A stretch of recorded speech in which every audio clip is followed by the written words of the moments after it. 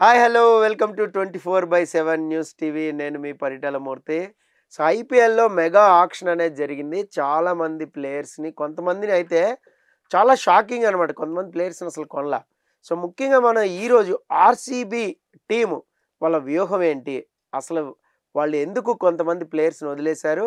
కొంతమందిని ఎందుకు తెచ్చుకున్నారు వేరే వాళ్ళని, వేరే టీమ్స్ నుంచి అనేది డీప్‌గా డిస్కస్ చేయడానికి సో మనతో పాటు సందీప్ క్రికెట్ అనలిస్ట్ అనుకోండి, cricket expert, whatever commentator Sandeep మనతో ఉన్నారు.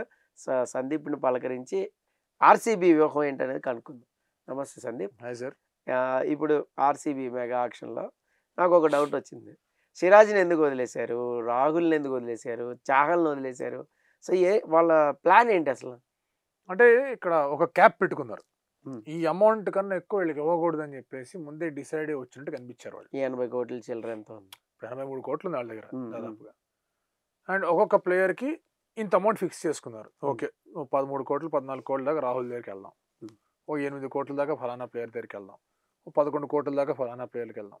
ఇది దాటిందంటే మనకు ఆ ప్లేయర్ వద్దు. ఆయన ముందే ఫిక్స్ అయిపోయి వచ్చారు.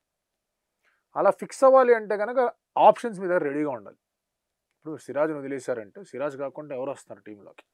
చహల్‌ని వదిలేశారంటే వేరే స్పిన్నర్ ఎవడన్నా ఉన్నాడు టీంలో.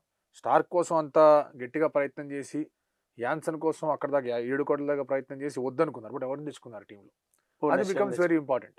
సో, ఇన్ ది ఎండ్ ఏమైంది? భువనేశ్వర్ కుమార్‌కి 10 కోట్ల దాకా ఖర్చు పెట్టాల్సి వచ్చింది వాళ్ళకి. హేజల్‌వుడ్ కొంచెం గట్టిగా ఖర్చు పెట్టారు. బట్ రాసిక్ లాంటి వాళ్ళు, రాసిక్ సలాం లాంటి వాళ్ళు చాలా వెరీ గుడ్ బై అది. నువాన్ తుషారా లాంటి బౌలర్స్ వెరీ గుడ్ బై. తర్వాత మీకు సుయాష్ శర్మ లాంటి వాళ్ళు తీసుకున్నారు జస్ట్ ఇన్ కేస్ ఒకళ్ళు స్పిన్ కావాలి అంటే. కృణాల్ పాండ్యా ఒక మంచి హెల్ప్ అవ్వచ్చు. లెఫ్ట్ హ్యాండ్ బ్యాటర్‌గా, ఫ్లోటర్‌గా ఆడొచ్చు.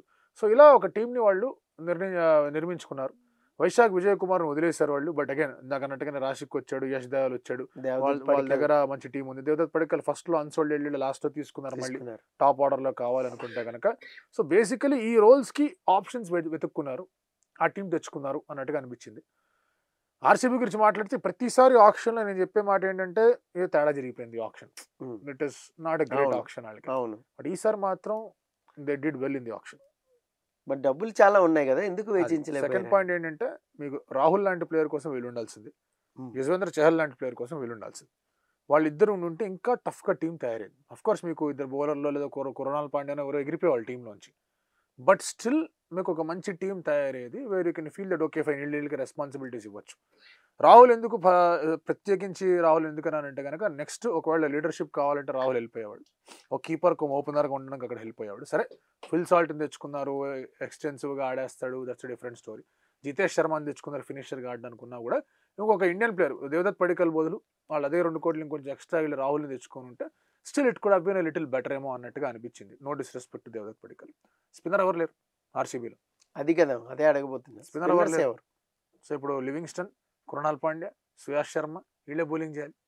అండ్ విల్ జాక్స్ కోసం ఆగుండాల్సిందేమో. టిమ్ డేవిడ్ తీసేసుకున్నారు మళ్ళీ అంటే ఆఫ్‌కోర్స్ టిమ్ డేవిడ్ కూడా చాలా ఇంట్రెస్టింగ్ ఇంపార్టెంట్ బయ్యే. అక్కడ మీకు మిడిల్ ఆర్డర్‌లో మిడిల్ ఆర్డర్‌లో ఉంటాడు. బౌలింగ్ ఆప్షన్ కూడా ఉంది. బౌలింగ్ ఆప్షన్ కూడా ఉంది. లివింగ్‌స్టన్ మంచి ఆప్షన్‌గా వస్తాడు. స్పిన్ వేయగలడు. రొమారియో షెపర్డ్ వచ్చాడు. ఒకళ్ళకి బౌలింగ్ ఆప్షన్ ఆల్ రౌండర్ కావాలంటే సో, ఆప్షన్స్ చాలా గట్టిగానే ఉన్నా. ఇంకొంచెం వీళ్ళ దగ్గరికెళ్ళుంటే ఎప్పుడైనా కూడా ఒక Indian stars or Indian contributors మీ టీమ్‌లో ఉన్నారంటే గనక ప్రొఫెషనల్ స్పిన్నర్ ఏడి? సుయాష్ శర్మని నమ్ముకోవాలి ఇప్పుడు. నమ్ముకోవాలి. కృణాల్ పాండ్యాని నమ్ముకోవాలి. ఫాస్ట్ బౌలింగ్ మీద ఎక్కువ రిలై అవ్వాలి. సో, ఇటువంటి పరిస్థితిలో ఇండియన్ కాంట్రిబ్యూటర్స్ ఉండింటే మీకు 4 ఫారినర్స్ తలనొప్పి ఉండేది కాదు. ఇప్పుడు యాక్చువల్‌గా ఆర్‌సీబీకి 4 ఫారినర్స్ తలనొప్పి కొంతవరకు ఉంది. ఉంది. బట్ ఓవరాల్‌గా చూసుకుంటే గనక they have assembled a decent team and they had a good auction అని చెప్పుకోవడంలో ఎటువంటి సందేహం లేదు. అంటే ఇప్పుడు నలుగురినే తీసుకోవాలి. ఇప్పుడు మనం పెట్టుకోవాలి అంటే ఖచ్చితంగా ఫారినర్స్‌లోంచి బ్యాటింగ్ ఆర్డరే డెప్త్ పెట్టుకోవాలి. అసలు వాళ్ళ బ్యాటింగ్ ఆర్డర్ ఏంటి? వాళ్ళ వాళ్ళ వ్యూహం ఏంటి అనేది salt and Virat Kohli to open. Hmm. Devdutt Padikkal at 1 down. Rajat Patidar at 2 down hmm. ప్రస్తుతానికి. హ్మ్. అండ్ మీకు 3 డౌన్ మీరు 3 డౌన్, 4 డౌన్ మీకు ఇంకా కాల్ తీసుకోవాలి. మీరు Livingstone, Tim David, Krunal Pandya, Romario Shepherd వీళ్ళ నలుగురిలోంచి మీరు ఎట్లా ఏ ఇద్దరిని కృణాల్ పెట్టుకునే పాండ్యాని ప్రయత్నం ఖచ్చితంగా ఏ పెట్టాల్సిందే. ఇద్దరిని పెట్టుకుంటారు? కృణాల్ పాండ్యా డెఫినెట్‌లీ ఉంటాడు. సో, ఈ ముగ్గురు ఫారినర్స్‌లో ఎంతమందిని పెడతారు? బికాజ్ మీకు బౌలింగ్ అటాక్ చూస్తే గనక భువనేశ్వర్ కుమార్, జాష్ హేజల్‌వుడ్ ఉన్నారంటే మీరు నువల్ తుషారాని పెట్టుకుంటే బౌలింగ్ ఇంకొంచెం స్ట్రాంగ్ అవుద్ది. You can have good death ball bowlers. లేదు మేము రాసిక్ సలాంని, యష్ దయాల్‌ని నమ్ముకుంటామంటే you figure out better batsmen. డేవిడ్‌ని పెట్టుకుంటారు, షెపర్డ్‌ని పెట్టుకుంటారు. షెపర్డ్‌ని పెట్టుకుంటే ఫాస్ట్ బౌలింగ్ ఆప్షన్ కూడా ఇస్తాడు కాబట్టి డేవిడ్ కాకుండా షెపర్డ్‌ని పెట్టుకుంటారా అనేది చూసుకోవాల్సిన ఒక అంశం. బట్ ఓవరాల్ పిక్చర్ చూసుకుంటే కనుక హెవీ హిట్టర్స్ ఉన్నారు. Salt is a heavy hitter, Rajat Patidar is a very good hitter. తర్వాత మీకు స్వప్నిల్ కానీ మనోజ్ భండగే కానీ కొంతవరకు కాంట్రిబ్యూట్ చేయగలరు, బాగానే గట్టిగానే డొమెస్టిక్ రికార్డ్స్ ఉన్నాయి వాళ్ళకి. Krunal Pandey of course you can play as a floater. Shepherd కానీ టిమ్ డేవిడ్ కానీ కొంచెం గట్టిగా తగిలించేవాళ్ళు. లివింగ్స్టన్ ఫామ్ అందుకున్నారంటే కనుక is also very good player of spin bowling. So batting lineup బాగానే ఉంది, బౌలింగ్ లైనప్ బాగానే ఉంది. ఇందాక అన్నట్టుగానే ఆ 4 ఫారినర్స్ స్నీక్ ఇన్ చేయడంలో వాళ్ళ వ్యూహం ఎలా ఉంది, that is very very important. Spinner లేడు కాబట్టి ఆర్సీబీ వికెట్ మీద కొంచెం ఎక్స్ట్రా లోడ్ లిఫ్టింగ్ అనేది కృణాల్ పాండే కానీ లేదంటే లైమ్ లివింగ్స్టన్ కానీ చేయాలి. సుయేష్ని డైరెక్ట్గా పెట్టుకోవడం వర్కౌట్ అవుతుందా, సుయేష్ని పెట్టుకుంటే ఒక బౌలర్ ప్లేస్లో పెట్టుకోవాలి. So are we compromising fast bowlers అనే థాట్ ఆర్సీబీకి వస్తుందా. సో ఇలాంటి కొన్ని ఆస్పెక్ట్స్ అనేవి గట్టిగా ఉన్నాయి అండ్ దానికి కరెక్ట్ డెసిషన్ తీసుకోవాల్సిన బాధ్యత క్యాప్టెన్. ఓకే, ఇప్పుడు కెప్టెన్గా ముందు నడిపిస్తాడు అనుకుందాం మనం. సో బ్యాటింగ్ ఆర్డర్ డెప్త్లోని ఎవరు కూడా నీకు ఫినిషర్ రోల్ అనేది జితేష్ ఉండట్లేదు. ఉన్నాడు కదా, జితేష్ శర్మ కీపర్గా ఉన్నాడు కాబట్టి దినేష్ కార్తిక్ ఏదైతే రోల్ చేసేవాడో అదే రోల్కి జితేష్ శర్మని పెట్టుకున్నారు నెంబర్ 7. యాజ్ ఇంపాక్ట్ అది keeper cum finisher, final impact ఇవ్వడానికి.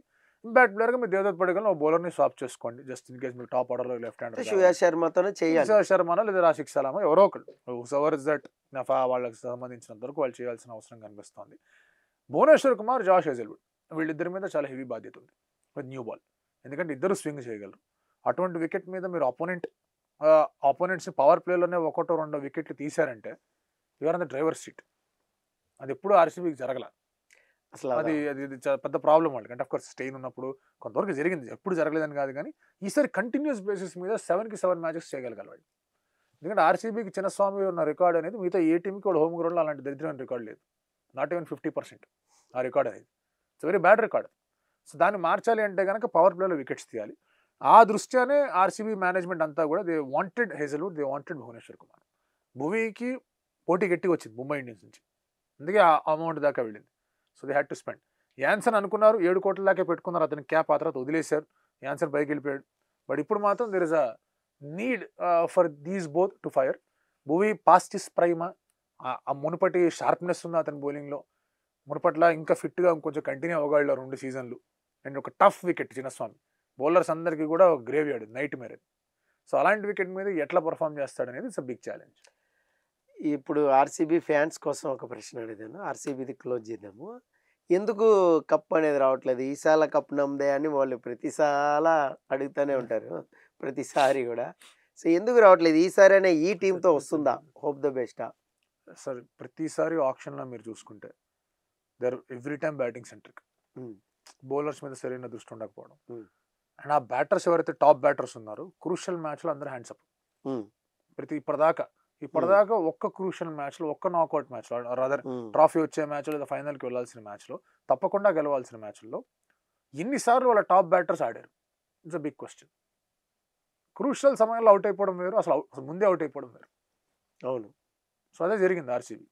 సో ఇప్పుడు ఏంటంటే they focused entirely on developing a good bowling attack.